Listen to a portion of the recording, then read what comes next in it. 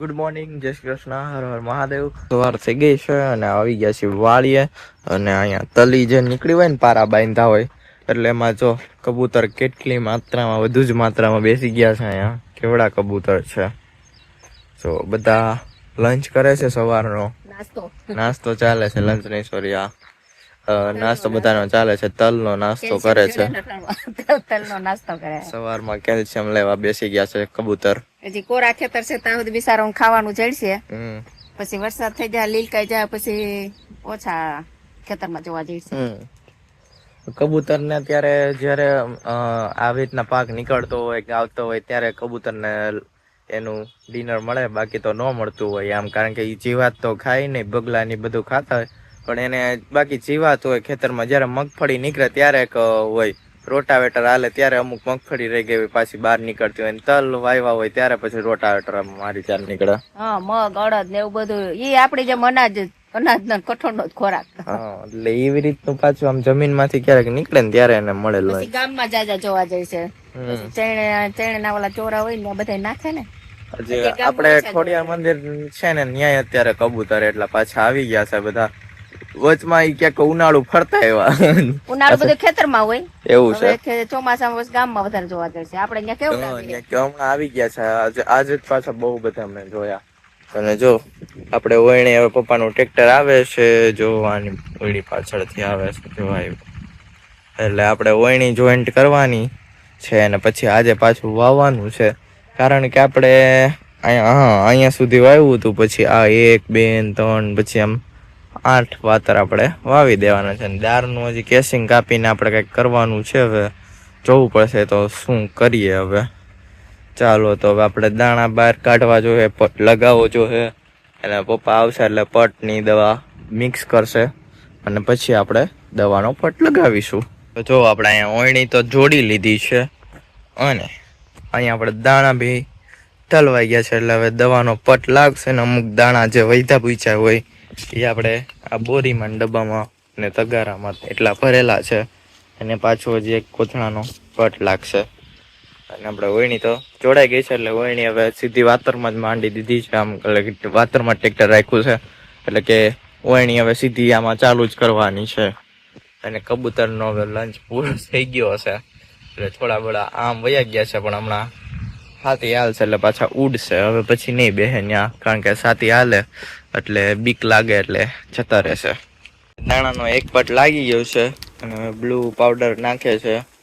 અને જો એ નવું પેકેટ લઈ આવ્યા. એક પેકેટ આપણે પતી ગયું, હવે બીજું પેકેટ છે એટલે બીજું પેકેટ હવે નવું તોડી નાખે છે. અને મમ્મી જો અહીંયા આપણે મગફળી દેખાવા માંડી છે ને, મમ્મી પપૈયા કલેક્ટ કરતી હોય એવું લાગે છે. 3 પપૈયા કલેક્ટ કર્યા છે, હમણાં પાકે છે, પાક ઉપર આવ્યા છે. ચકલીએ માળો કર્યો. ક્યાં છે?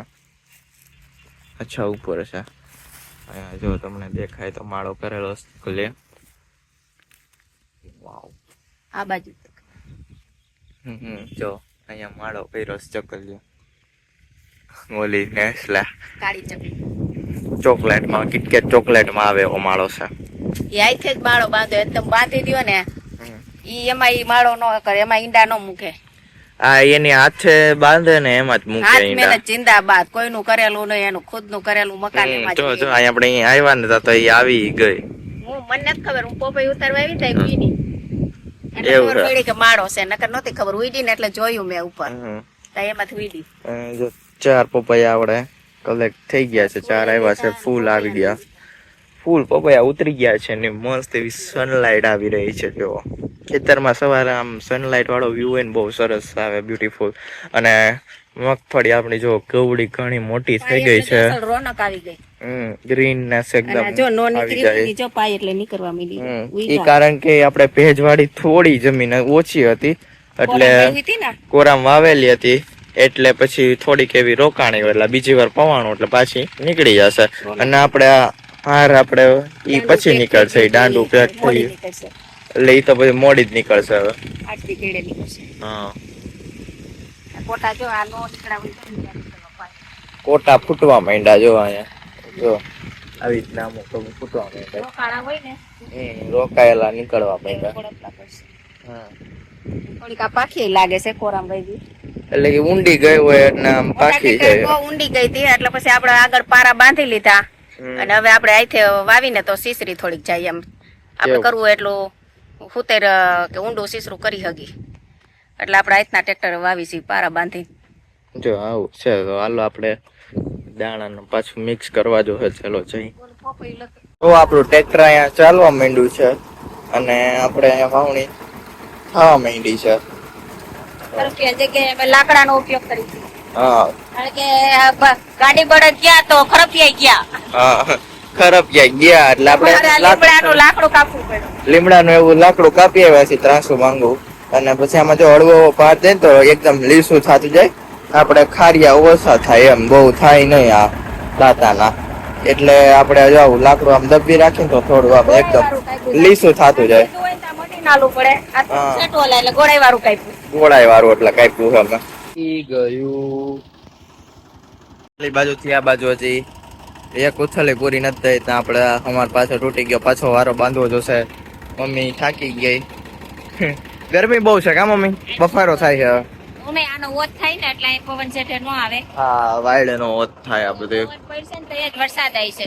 એટલે હવે વરસાદ જોર કરે એવું લાગે. પવન પડે એટલે વરસાદનું જોર થાય. હવે પવન હાવ નથી આજે છે અટાણમાં પણ આમ અહીંયા ઓત થાય થોડો. હજી બપોર થાય ને પછી ખબર પડે કેવો પવન છે ને શું છે હવે વાતાવરણ શું કેવા માંગે છે. ઈ વાદળા ભી છે તો ખરા તડકો છે ને બધું મિક્સચર છે. ચાલો આપણે બંધાઈ ગયું ચાલુ કરીએ પાછું. ઘોર વાદળિયું જળું બે આ ભેજીડી વીજળડી જબુકે ઘન ઘોર વાદળિયું રે જળું બે આ ભેજીડી વીજળડી રે જબુકે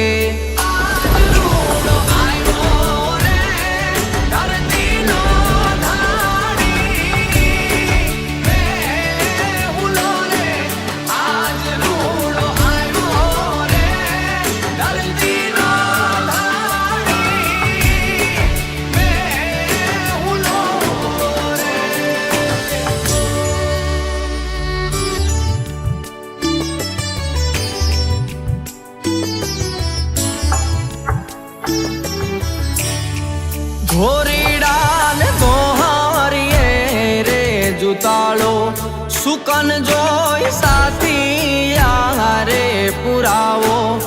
ધોરીડા ને ગોહારીએ રે જુતાળો સુકન જોઈ સાથી યારે પુરાવો.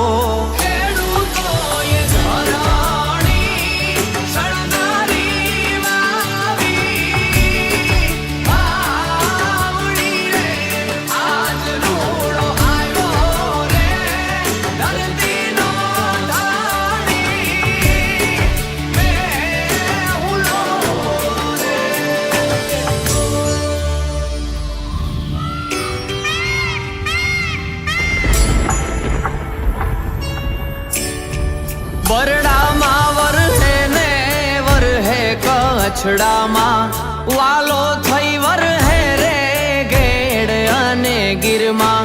બરડામાં વરહે ને વરહે કચ્છડામાં ઘેલો થઈ વરહે રે ગેડ અને ગીરમાં.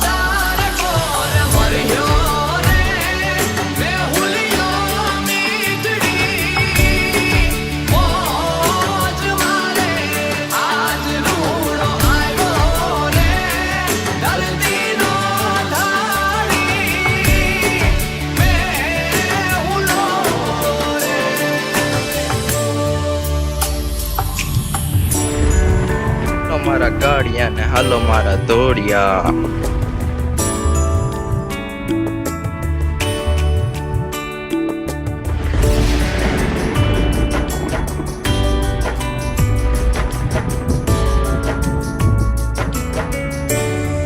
બારે મેઘ ખાંગા રે થયા છે નદી નાળા છલી રે વળ્યા છે.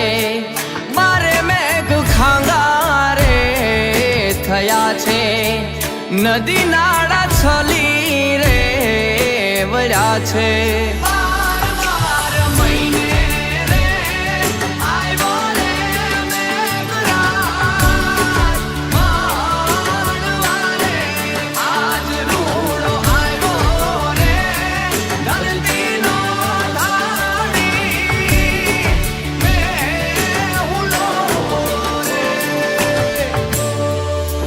ઘનઘોર વાદળિયું રે જલુંબે આવે ઝીણી વીજળડી રે જબુકે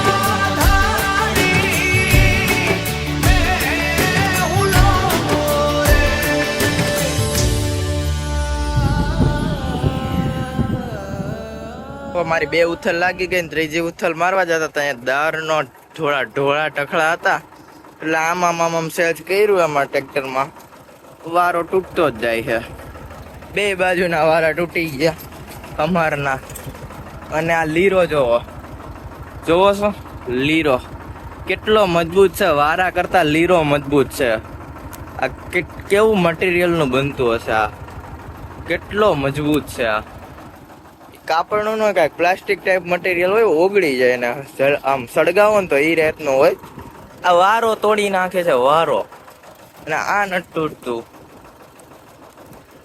સક્સેસફુલી જોઈન થઈ ગયું છે આપણે લીરો બાંધી તો તને એમાં હવે મજબૂત સ્ટ્રેન્થ માં થાય અને પપ્પા થોડું બહુ સરખું કરે છે ત્યાં કારણ કે આ દારમનું ઓલું ખોદેલું છે ત્યાં કારણ કે ટ્રેક્ટરની વાવણી કરવા ખાતર વાળા આવ્યો એ ભાઈ થોડોક કેસિંગ તોડી નાખ્યો એટલે કેસિંગ કાપીને અંદર બેહાડવાનો છે એટલે હજી હરખું નથી કર્યું ટાઈમ નથી મળ્યો એટલે પછી હવે આમાં વાવશે એટલે કે હવે ત્રીજી ઉથલ મારવાની છે અને એ પછી નવરાય મળતા આપણે સરખું કરી લેશું બે ઉથલ લાગી ગયા ને તો હવે ત્રીજી ઉથલ મારશું આપણે દાણા તો ભરી લીધા છે અને હવે જો મમ્મી દાણા ભરીને આવે છે હારીને આવે છે માથા ઉપર ડબ્બો ચડાવીને આવે એક તો આપણે ભરાઈ ગયો પાછળ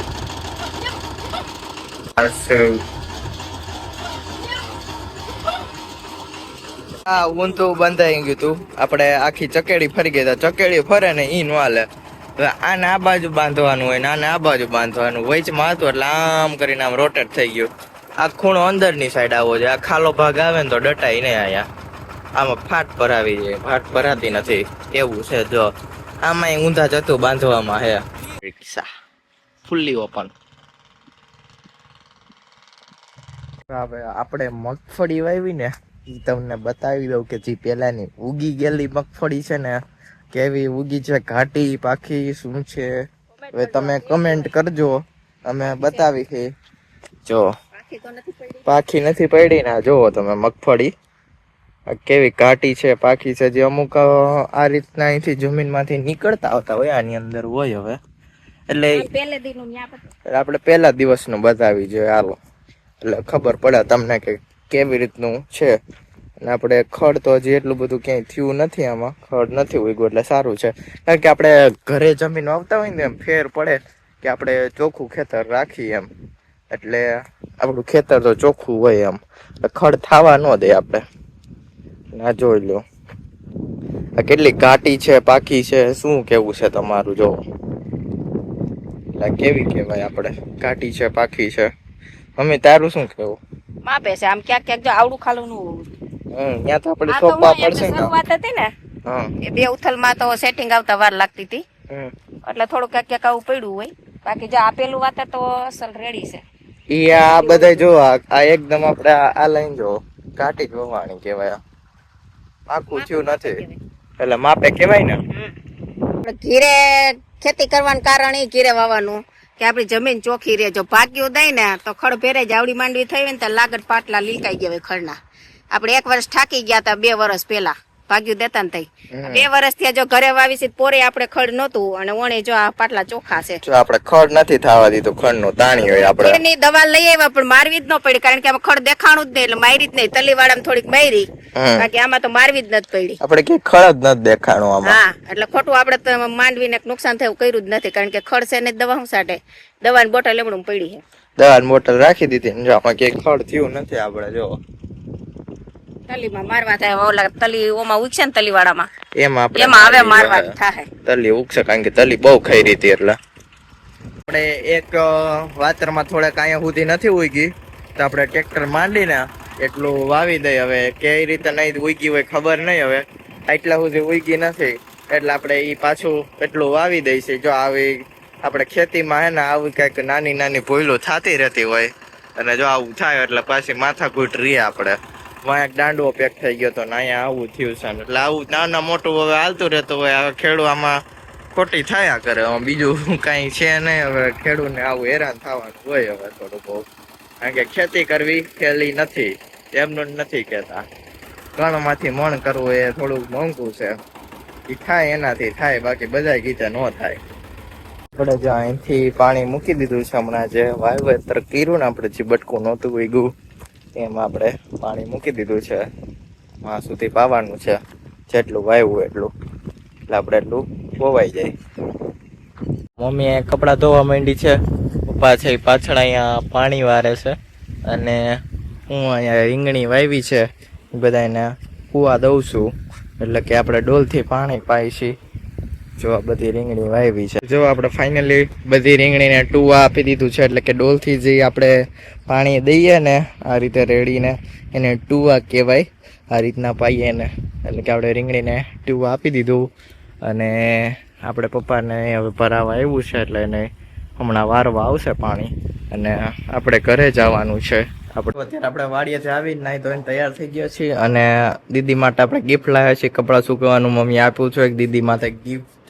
અને હવે આપણે આપણા ફ્રેન્ડ છે એના દાદાનું પાણી ઢોર છે એટલે આપણે ત્યાં જવાનું છે. એટલે હું તો ત્યાં જાઉં છું અને મમ્મીને આજે આપણે વાડીએ મૂકીને આવતા રહ્યા કારણ કે મમ્મીને બધું વળીને એવું બધું ચોખ્ખું કરવાનું હતું. કપડાં ધોતી હતી, પછી ગરફાટ ધોતી હતી ને એવું બધું હતું એટલે એ બધું ક્લીન કરીને પછી આવશે. જો અત્યારે વાગી ગયા છે 5 અને મમ્મીએ જો અહીંયા લાડવાનું બનાવીને રાખી દીધું છે. લાડવા વારવાના છે એટલે ભગવાનના કાટ લીધા વારી લઈ લાડવા વારવાના છે. અને સીતાબેન અમારે અહીંયા ફળિયું ક્લીન કરે છે અને અમારે જો ઇફકો લટકે છે ચારેય ઓર એટલે ઇફકો કલેક્ટ કરવાના છે બધા. જોયા છે પણ લેવા ઉઠીને આમાં વર્કી ગયા. આવ્યા લ્યો મહેમાન તો એટલે મહેમાન આવી ગયા. મામા ને આવ્યા. જય શ્રી કૃષ્ણ.